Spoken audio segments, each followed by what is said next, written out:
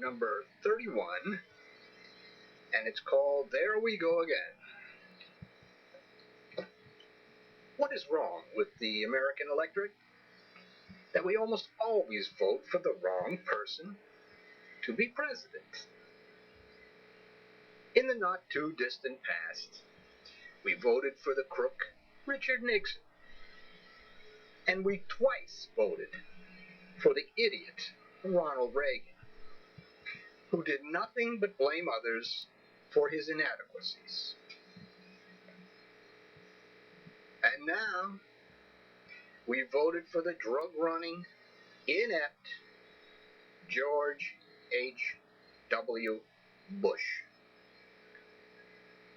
There must be something in the American psyche that makes us gluttons for punishment.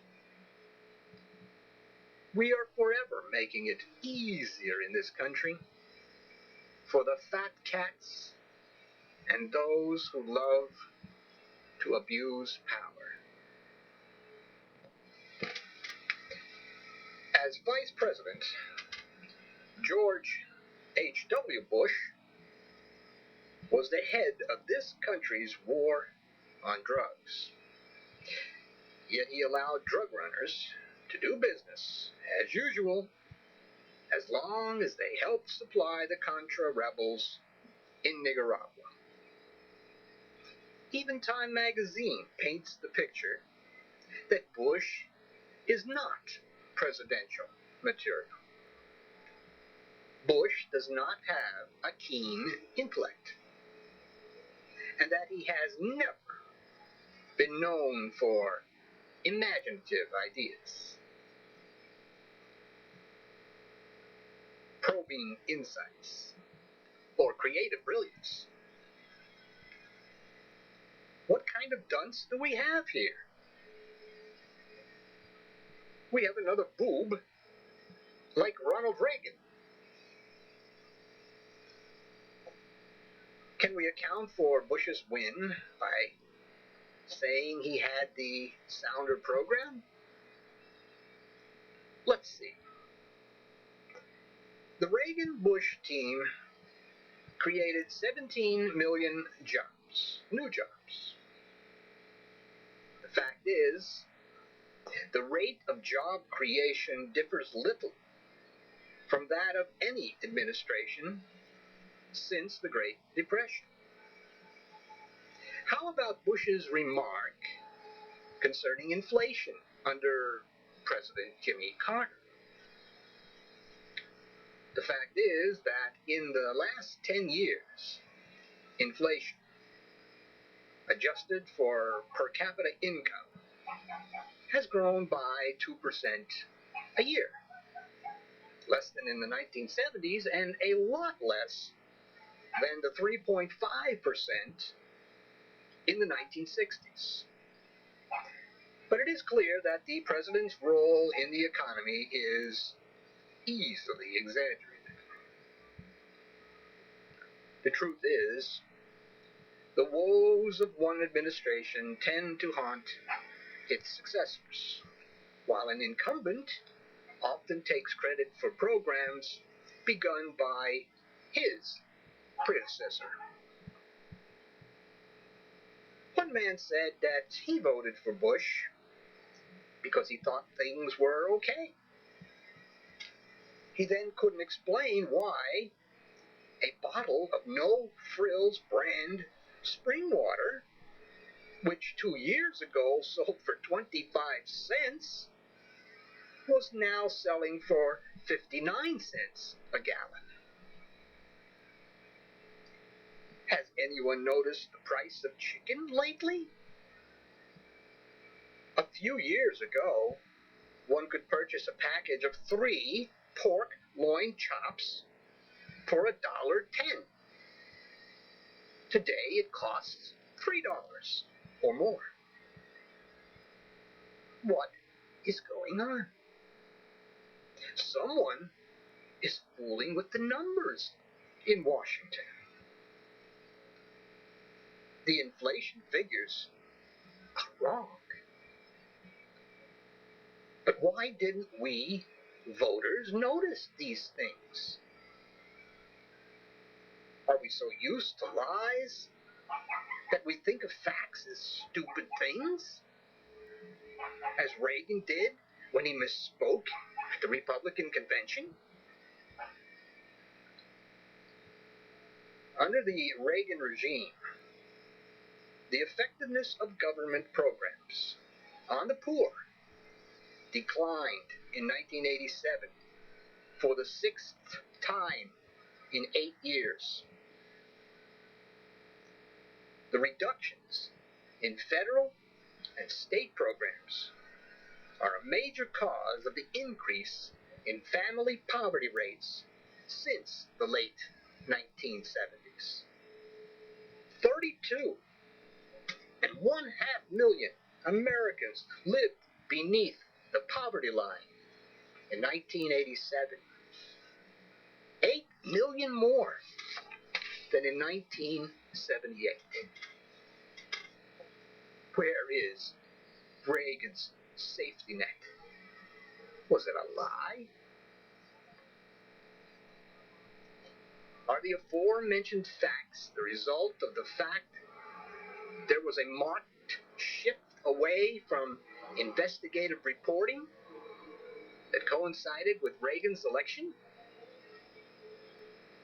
One executive summed it up by saying that he didn't like investigative reporting because a guy works on a story for 6 months. Then you air it, and the roof falls in. They're a pain in the ass. Because of this attitude, we don't know more than 100,000 deaths caused by nuclear power in this country. It's too much trouble to dig up facts, and one might ruin access to powerful sources. Back to George H.W. Bush's qualifications to be president. Despite Bush's public persona as a world statesman, until his job at the CIA, he had actually been little more than a messenger, carrying out the orders of Nixon and Ford administrations. Bush's old friend, Lud Ashley, says that when Bush was director of the CIA, he did nothing but cheerleading. Under Bush, the CIA wanted to prosecute American journalists for telling the truth to the American public.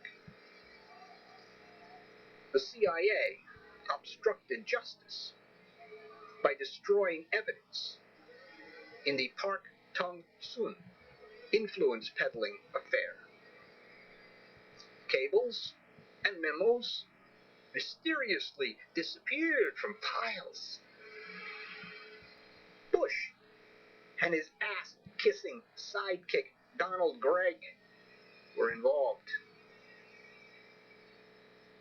These goings-on under Bush at the CIA paved the way for the Iran-Contra affair. George H.W. Bush is not his own man. He's a yes man. He's deferential to a fault. He's no leader. Bush and Reagan were in the loop regarding the Iran-Contra affair, and neither bringing home hostages nor national security was their goal. During his campaign, George H.W. Bush mocked the ACLU and those who are considered liberals. Bush is either too indoctrinated or too stupid to understand that a liberal, the word comes from liberty, is one who stands for individual liberty did the Founding Fathers. The ACLU protects the liberties of the little guy against big government. These qualities have nothing to do with communism. They have to do with being a true American. What Bush and other government types fear is that the ACLU is big enough to take on big government. Big government fears those who stand for no censorship, and it fears even more those with money and creativeness to take on big government in regard to constitutional issues. Big government uses our tax money to take on the ACLU, even when it knows it's wrong. George H.W. Bush is no patriot. He wishes at all times to subvert the Constitution. FDR's being liberal saved this country and capitalism after the Great Depression.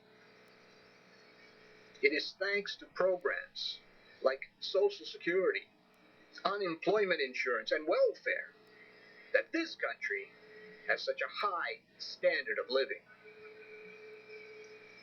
Reagan and Bush came to Washington in 1980 to destroy these liberal programs. They came to destroy the federal government. Reagan has done this with his outlandish deficits.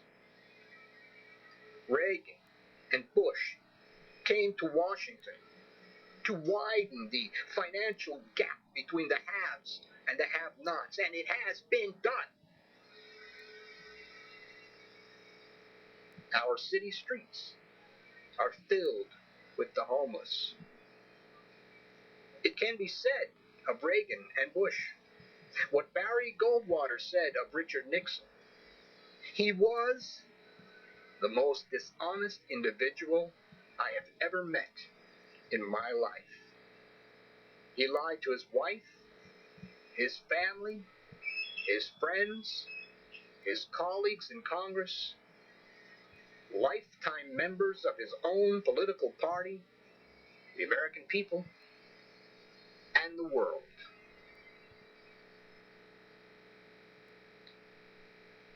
Sounds like present-day George W. Bush, does it not? The question is, what have we, the electorate, learned? Obviously, the answer is nothing. Why? Because few will tell us the truth, and even fewer of us will seek the truth. It's too much trouble. It is clear that some of us wouldn't know the truth, even if we stumbled over it. We've done it again. What will it take for us to wake up? How much more suffering must go on before we see that we who profess to be Christians and yet vote for the likes of Reagan and Bush are nothing but hypocrites? Talk is cheap. Talk does not feed, clothe, and house the poor. A true Christian must prove himself through his works. Under Reagan, we have seen no Christian works toward the poor and homeless. We have seen ketchup called a vegetable in school lunch programs. How do we tolerate such blatant stupidity? Where is our moral fiber to fight back? Where is our backbone? Are we all cowards? Are we all couch potato Christians? The end. I this is William Morrow. Are you one of those people who join a health club, and after they have your big, overpriced annual membership, you notice that you're on your own with little or no results even after all the promises? Then the website Personal Trainer is for you. Thank you very much, William H. Morrow III. So you lost another argument with a conservative, right-wing Republican. He talked over you. He screamed and yelled. He brought out the Bible. He thumped it. He quoted scripture to you. You were lost because you came at him with facts. Nothing but facts. And you expected that would make you look good. That would make you win the argument, but it didn't. You know why you lost the argument? You know why you're going to lose your next argument? Because you don't read Censored. Censored, the 30-year-old newsletter that shows you how to defeat a conservative. Read Censored, and you'll have all the ammunition you need. Every time you get into an argument with a right-wing conservative, so-called Christian. Censored, that's all you need. Read it, and defeat a conservative. Greetings, listeners. Let me speak to you for a moment about the foundation of our entire organization, Newsletters Censored. It was founded by our mentor, the Reverend Dr. William J. Eisenman, in 1977. It discusses the 5 taboos of American life: politics, religion, health, human sexuality, and child rearing. You won't find anything like this in the mainstream media and the press. It reveals the kind of truth that most people are afraid to hear. Can you handle it? We are living in the end times, so in order to defeat a conservative and save America, you need Newsletter Censored. Go to www.newslettercensored.com, click on the printable order form page, and with your gift to support this work, get your free annual subscription. This is James P. Madonna of Mega Life 21, the hardest hitting internet talk radio station on the planet.